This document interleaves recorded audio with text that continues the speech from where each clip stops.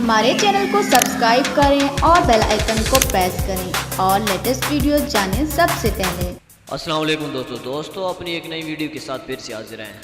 सोनू चंद्र ड्रामे की अगली किस्त में आप देखेंगे कि अरसल जिया से बात करने आता है। जिया उठकर जाने लगती है तो इसका हाथ पकड़कर कहता है कि अगर यहाँ से एक कदम भी उठाया तो जान निकाल दूंगा। अरसल प्यार से उसे समझाने की कोशिश करता है कि जिया, जब तो मेरी ज़ात की नफी करके सिर्फ अपने बारे में सोचती हो तो दिल करता है पूरी कायनात को हिला कर रख दूँ।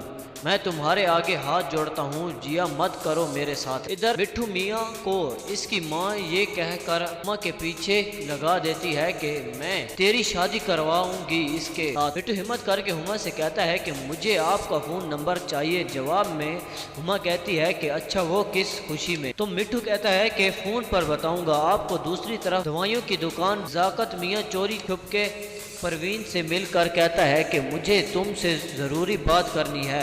परवीन इसकी बात सुने बगैर कहती है कि हाय नज़ाकत, ये जो तेरा स्टाइल है ना दिल करता है बगैर पर लगाए परी उड़ती फिरे पूरे कराची विच। तो क्या लगता है आपको नज़ाकत मियाँ कौन से राज की बात करने जा रहा है? कमेंट्स बॉक्स में अपनी राय ज़रूर दीजिए।